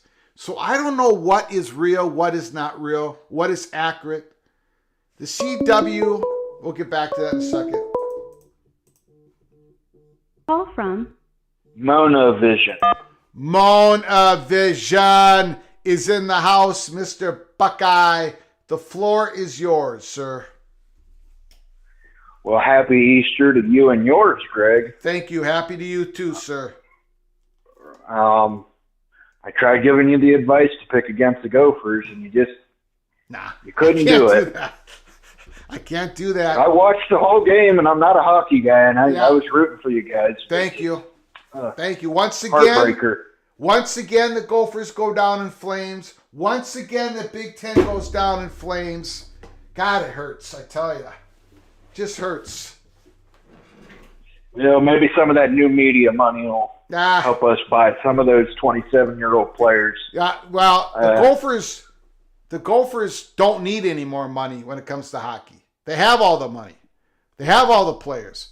And they're not going to go get the older guys. This just isn't what they do. They got so many high school players here, Mona Vision, that, this is what it is. We play with 19-year-olds. We go up against 25-year-olds, but we need to figure out how to win it. We can't be just complaining all the time. We have to win.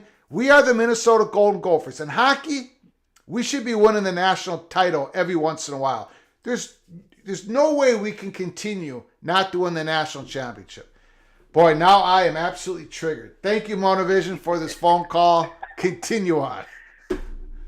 I wanted to talk about what you think your projections would be for a 20-team Big Ten and a 24-team Big Ten. Who do you ultimately see, purely hypothetical? Yeah, this is just as being just purely hypothetical, because we're peek around the corner. We don't.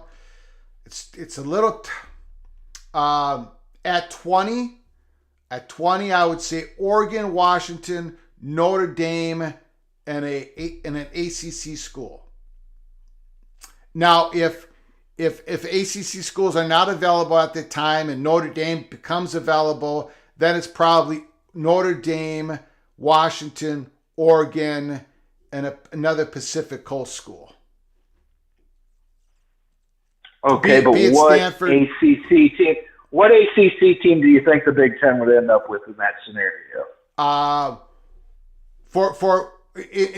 In 20 or 24? In 20. So if ACC schools become available somehow, some way, Notre Dame,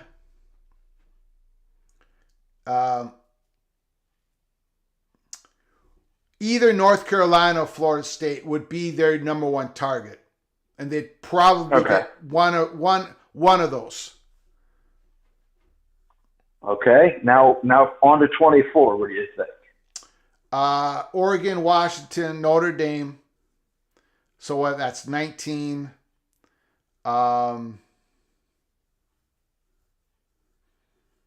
Either Florida State or Miami. Probably not both, because SEC would take the other. So that's 20.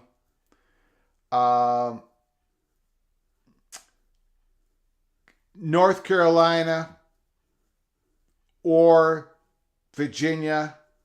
If they get North Carolina, they'll probably try to get Duke, maybe.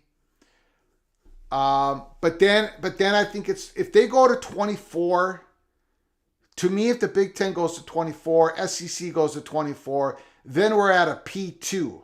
Okay, we're at a P2 at that point.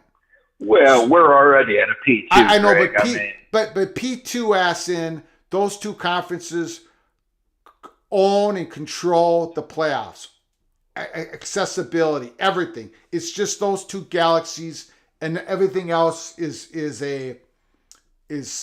some other entity.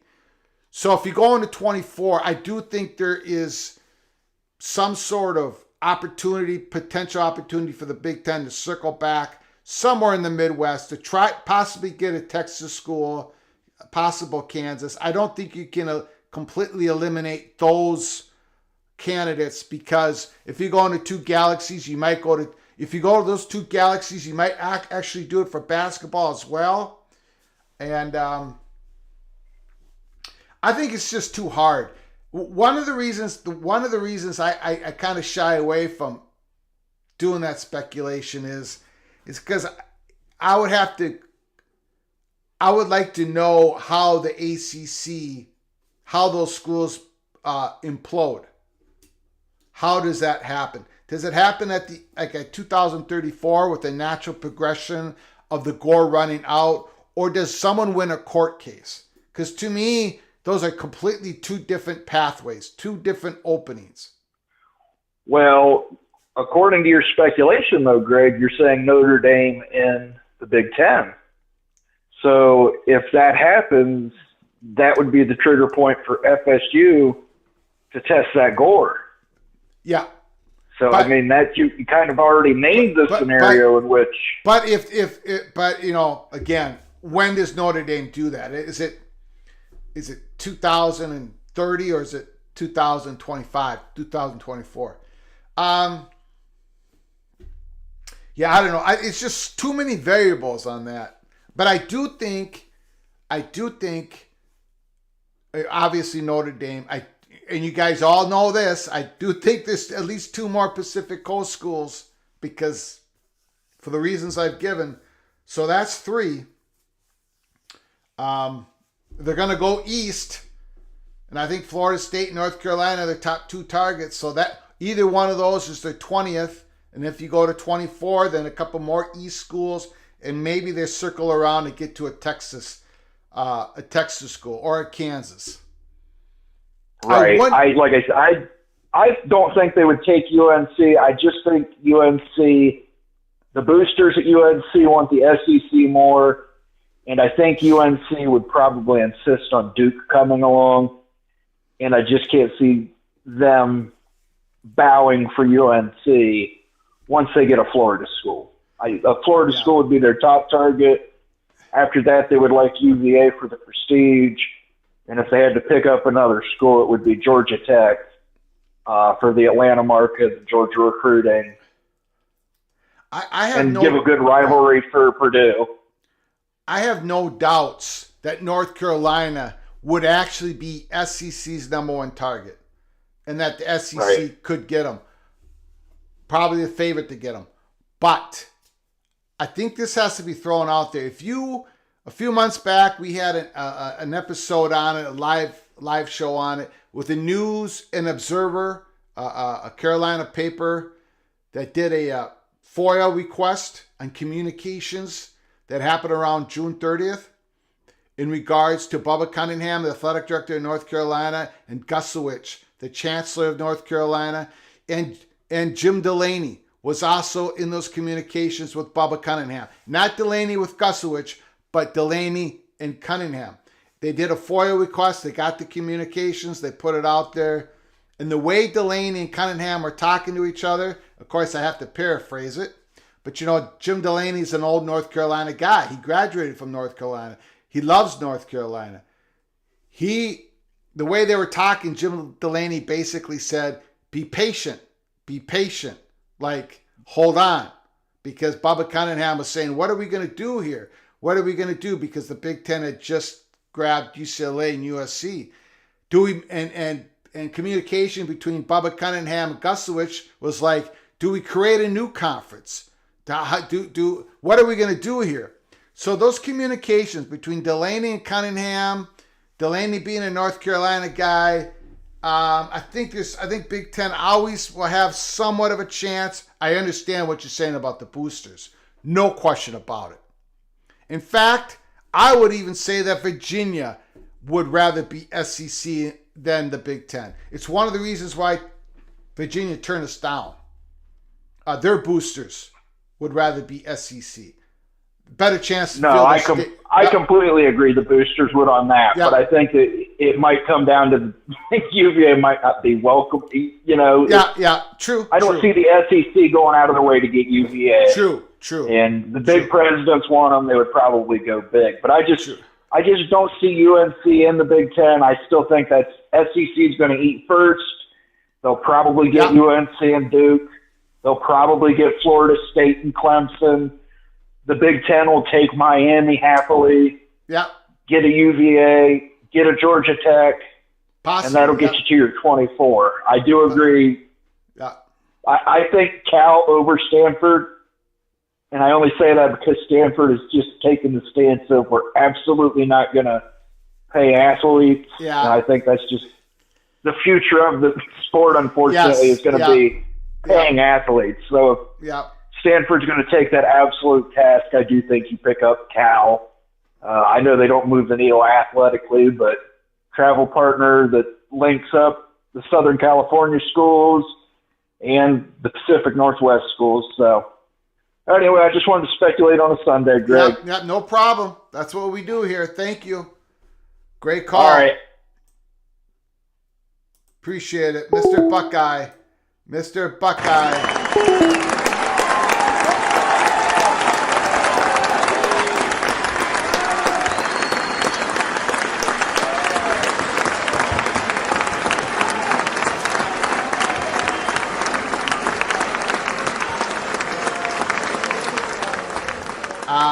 Jose, thanks for coming on in. Fox doesn't care for UVA. I tell you, I did not have a YouTube channel at the time, but when the Big 12 was expanding, when they lost Oklahoma and Texas, and they were expanding for the 4 schools, from what we were being told at Flag Empire Twitter, there was no doubt, zero doubt, that Bob Bosley wasn't going to take the University of Central Florida. I mean, they were an absolute lock. 100% lock. Fox,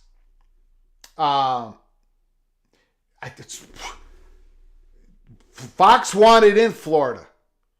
Wanted in the state of Florida. Wanted to have some sort of piece of Autonomy 5, football, basketball, but mainly football in the state of Florida because they didn't have it.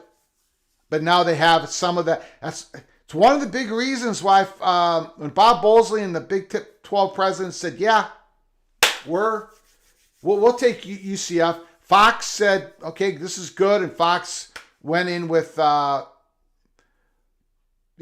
more favorably of the value of the Big 12 conference from their perspective.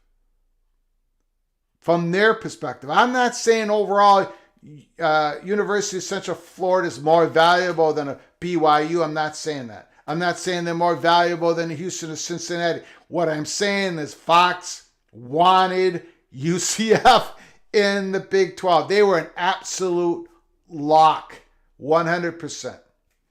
Again, Fox, they don't control all of realignment. ESPN does it. They control a lot of it, but not quite all of it.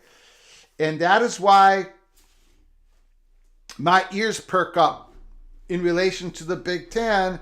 We were told, the number one hurdle for further Big Ten expansion at this time is Kevin Warren, and he's leaving. And Fox Sports, they're not going to pay the freight, but Fox Sports, they're okay. They're okay with Big Ten in the Pacific Northwest. They're not the ones shooting this down. And maybe the relationship between Fox Sports and Kevin Warren is not all that great either. Allegedly. Hint, hint, wink, wink. Okay? Allegedly. Allegedly. I know nothing, right? I know nothing. Here, peek around the corner.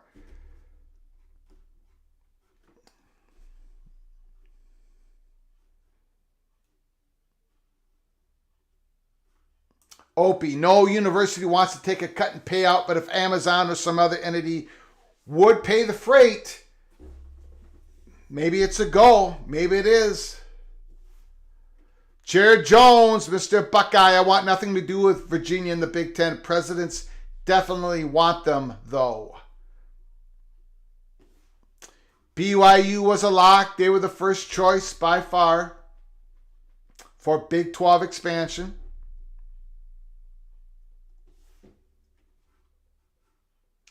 Gregory Herrick, okay, but UCF is more valuable than Cincinnati and Houston, not BYU. Tumas to stop it. BYU fan base is bigger than UCF. See, this is what I started. I did, all I was saying, I'm from Fox Sports perspective, they wanted, in that Big 12 expansion, they wanted UCF to be a part of it. Now, they're not the only interest that the Big 12 is trying to satisfy. Big 12 were trying to satisfy the Big 12 president's interest. They were trying to satisfy ESPN interests. They did satisfy Fox with UCF. Call from Ryan Martin. Ryan Martin, the floor is yours, good sir. How you doing? Good. It's been a great day. It's happy Easter to everybody out there in Peek Around the Corner land. I just awoke from a very, very deep food coma. So I'm kind of again. I'm falling down. I'm getting behind the curve on these things, man. I'm sorry. That's all right. You're here now, so. I think a lot because I caught the conversation about UVA and what further realignment is going to look like, and I'm one of those who believes that I don't think the Big Ten wants to get into Florida that badly. That if Florida State goes to the SEC, I don't think that they go after Miami. I don't think Miami does what it needs to get into the Big Ten. I don't think the SEC is going to try and add both Florida State and Miami when they already have Florida. I think that they're not worried about cornering the market necessarily and locking it all down. I think Florida State is going to be enough for them, and I think Miami's going to have to look real hard about going to the Big 12. I think in a lot of the things that I've seen about conference realignment, that Miami ends up being the odd man out. Just in terms of it really does seem like their time has passed. That they're not going to get back the glory days of the 80s and 90s and their however many national championships and bring it back. But it'll be interesting to see, especially with how basketball fits into the realignment picture for the Big 12. I know that there are other big factors at play in terms of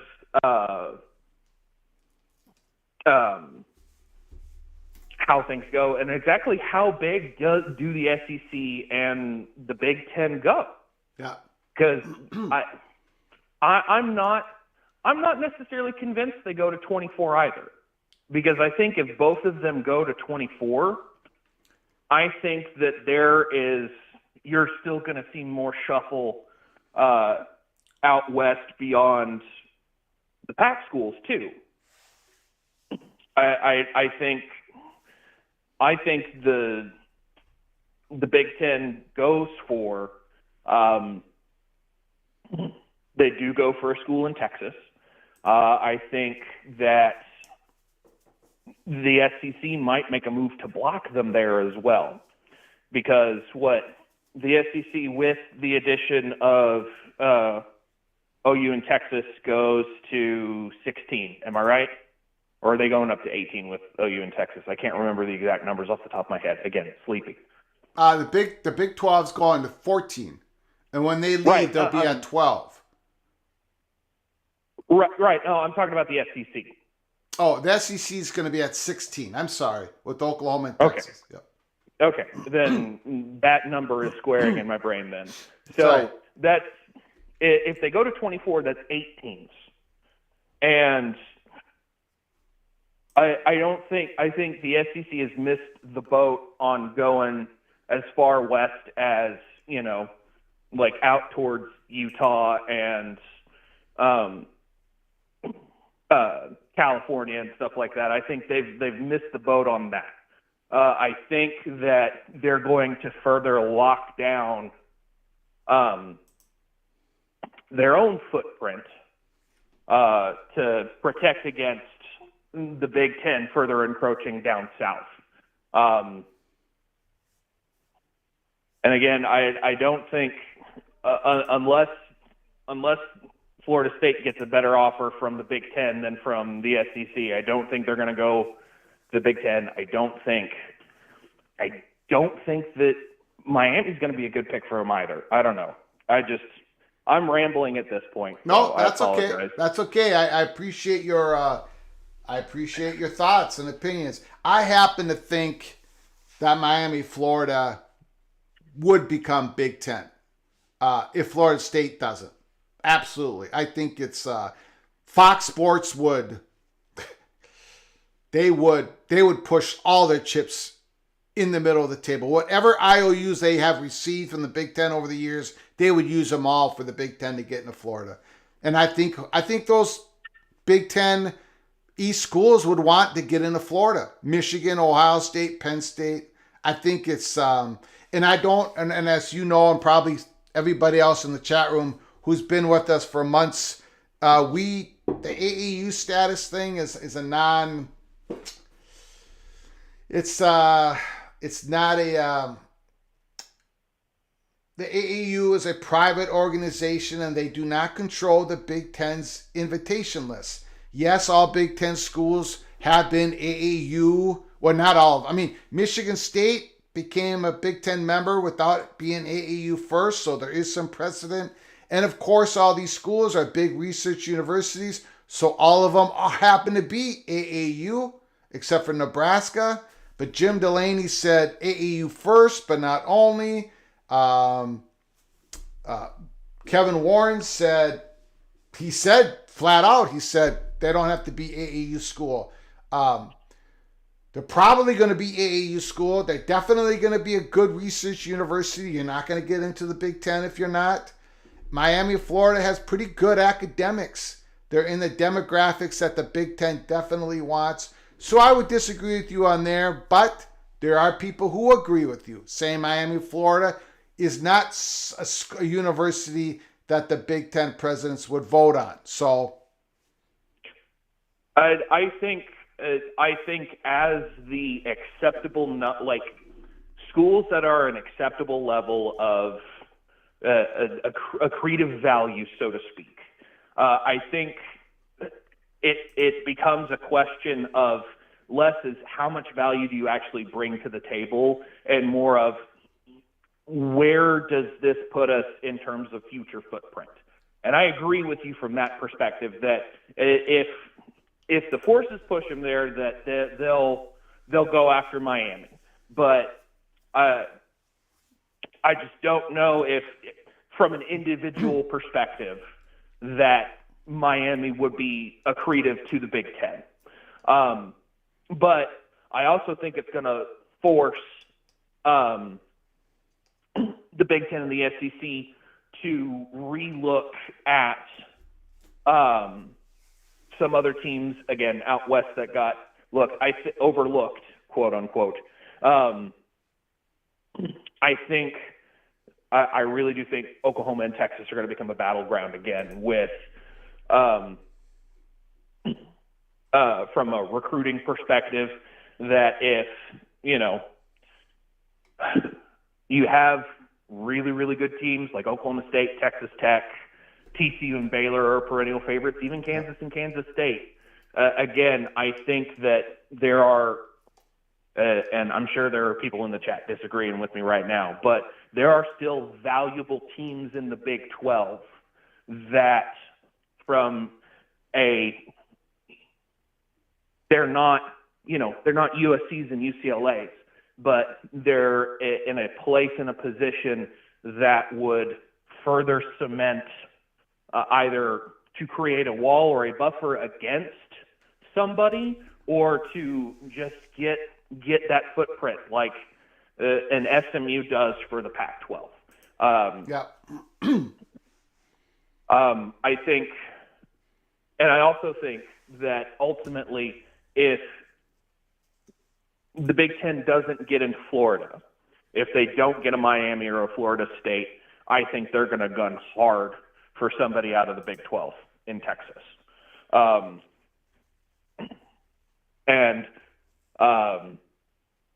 Because again, with the expansion to 24,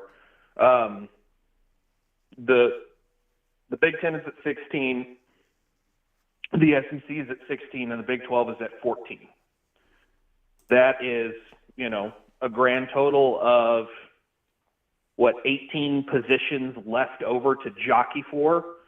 Not everybody's going to make it out of the ACC.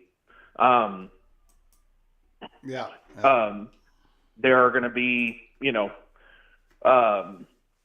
going to be some teams that make it out of the Pac-12. Obviously, if the equilibrium shifts towards a Power 3, a 3 super conference system. But I still think that there's even still going to be some shuffling of position within the SEC and Big Ten. And I also wouldn't put it past some realignment between the SEC and the Big Ten. There are some dissatisfied people out there. The only reason that we knew about OU and Texas as early as we did was because Texas A&M was not happy with the move to bring Texas to the SEC. If push comes to shove, could they make a move on their own to get away from Texas yet again? Because that was the whole thing. That was one of the biggest reasons why they left in the first place. And same for Missouri. They didn't want to be anywhere near Texas anymore, because Texas had been pulling the strings too much, asserting too much authority and power within the Big 12. So I again, that's kind of my crazy crackpotness for tonight. Yeah. So I'll get off and let somebody else come up. But happy Easter, man. I hope you have a good one. Thank you. You too, sir. Appreciate it. Great call.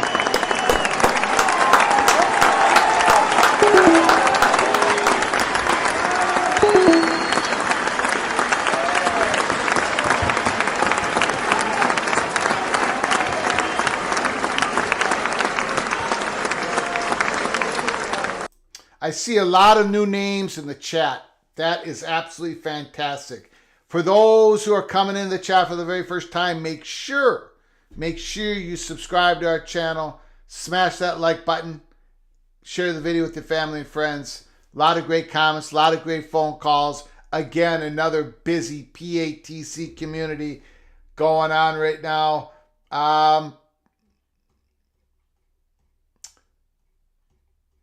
Yeah, I just think Miami of Florida, they're gonna get a new stadium.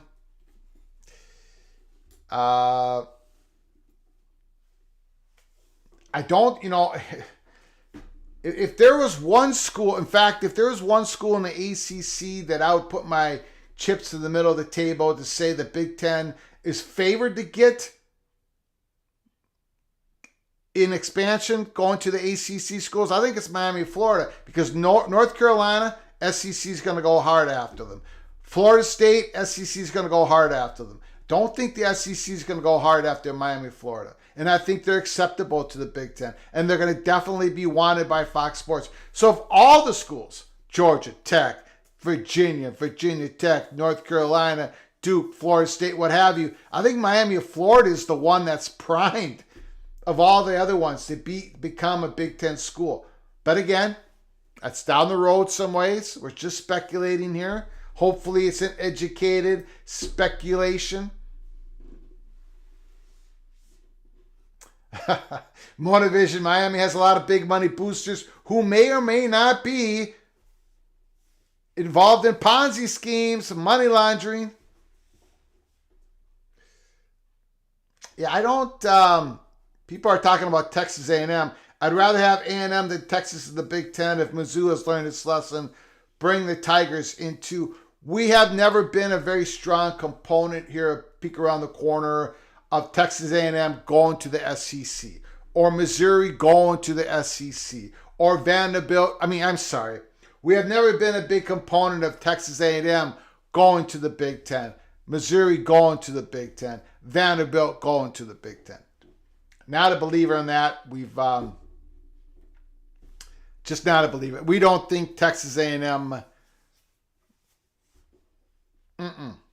I don't think they would ever pull the trigger on that. And if we're wrong, if it happens, I'll be the first ones to say we were dead wrong at Peek Around the Corner. Texas A&M, that university, the front porch, the athletic department, they want those stadiums filled every week. They have those SECs. Yeah, they hated the Texas. They're going to overshadow Texas A&M, but still, they're not. I don't think they're leaving. Missouri, I don't think they're leaving. I don't think Vanderbilt's leaving. Of all of them, I would give the greatest chance for any SEC school to leave the SEC to the Big Ten is Vanderbilt. I think there's zero chance A&M and Missouri go to the Big Ten.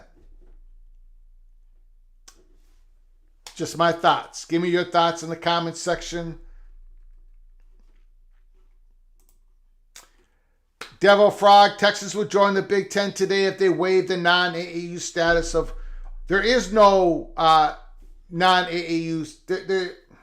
If Oklahoma and Texas had called the Big Ten together instead of calling the SEC, the Oklahoma Sooners would be a Big Ten member in 2024. We firmly believe that here at Peek Around the Corner. I know people disagree with us, but if Oklahoma and Texas would have called Kevin Warren instead of Greg Sankey, Big Ten wasn't going to say no to Oklahoma. In fact, they've been talking to Oklahoma for years. They targeted Oklahoma. There was a time where there was a possibility where a bunch of those Big 12, Big 8 schools could have been Big Ten members. The Omaha, I forget what it's called, Omaha Herald had a big articles on it. It was going to be the Iowa State, Oklahoma, Texas. It didn't work out. It wasn't going to work out economically at that time. But Big Ten would not have said no to Oklahoma. In our strongly held opinions. Florida would be the biggest Big Ten want, no question about it. They're not going to get them. But think about it.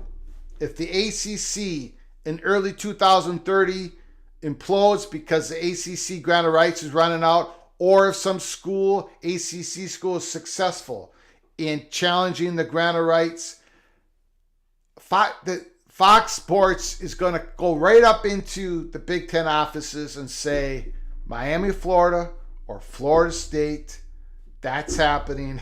That is happening. So, either one of those schools.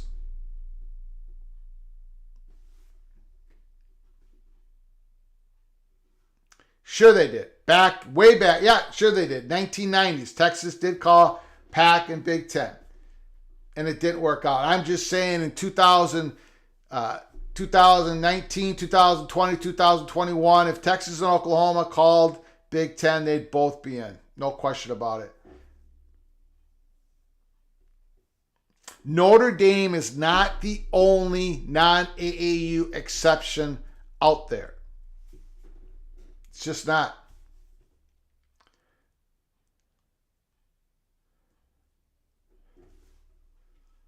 Christopher Shannon says Florida State is the better choice. Fox basically owns the Big Ten. Not quite. Not quite. They don't own it quite. Not quite. But Fox does own 61% of the Big Ten network. 61%. So yes, they have a big, huge, massive say in what happens. And that is why, Daniel Montecastle, back in the chat room, that is why, if the Big Ten new commissioner is Mark Silverman, the former Big Ten Network president, the original Big Ten Network president, the guy who built the Big Ten Network, the right-hand man of Jim Delaney, if he is hired as the new Big Ten commissioner, you have to ask yourself, why is this? Why is Mark Silverman the new Big Ten commissioner, if it happens? Why did the Big Ten presidents choose Mark Silverman, if it happens? It's because Fox Sports wanted something to happen that did not happen under Kevin Warren, because Kevin Warren lost the trust of the Big Ten presidents. Kevin Warren lost the trust of the media companies. Kevin Warren pissed off a lot of people, and he did. So that's why Daniel Montecastle said in the chat. That's why if I have no idea, we have no intel on this. People have written articles, reported that Silverman is a candidate. We don't know what peek around the corner. I'm just laying the groundwork. If Mark Silverman is announced as the new Big Ten commissioner, brace for impact, buckle up, because Mark Silverman is not going to be, if he's hired as Big Ten commissioner, he's not being hired because he knows Title IX rules. He's not being hired because he can have luncheons with faculty at Ann Arbor better than the other. He's being hired because Fox Sports wants to push the ball somewhere. They want to make sure it gets done. They want to ensure they can build consensus votes in the Big Ten. The Big Ten president's largely in agreement. That's why they hired Mark Silverman. I'm just saying, if Mark Silverman is hired, there's going to be a ripple effect that we're going to be covering here at Peek Around the Corner. Hot and heavy stuff. Cloak and dagger, cloak and dagger, cloak and dagger.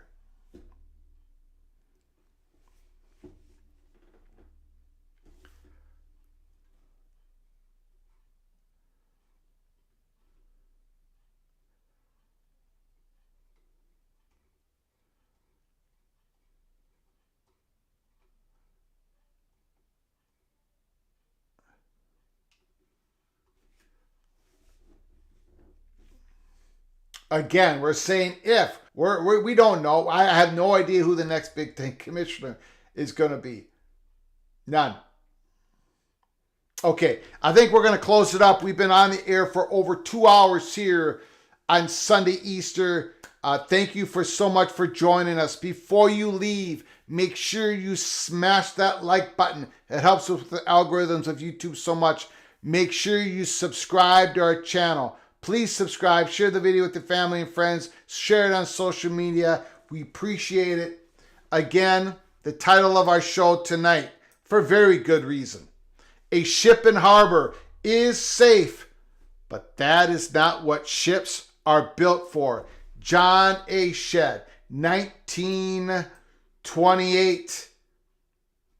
Again, here at Peek Around the Corner, we do a deep dive in everything in college football. Hang with us. Next Saturday, I think we're going to be doing some watch parties for spring football games. It's probably going to be a big week of news, cloak and dagger, so stick with us. Subscribe to our channel. Thank you all for joining us. Great phone calls, great comments. Thank you for the donations to keep the light switch on here at a completely independent college football YouTube channel. We are the rebel outpost of all of college football YouTube. So thank you so much for joining us today. Until next time, from all of us at PATC, to all of you, please, you all take great care of each other.